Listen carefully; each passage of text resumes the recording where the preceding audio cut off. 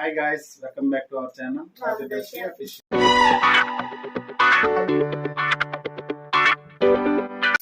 Many more happy returns of the day. Happy birthday, Desuma. Thank you.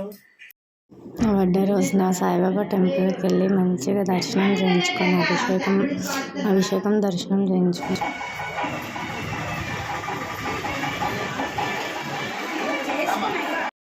అక్కడ ప్రదర్శనలు చేయించుకొని వచ్చాక ఇంటికి రాగానే ఇంకా కేక్ కటింగ్ స్టార్ట్ అనమాట.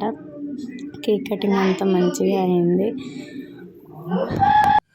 అయితే ఆశీర్వాదాలు తీయించుకున్నాను.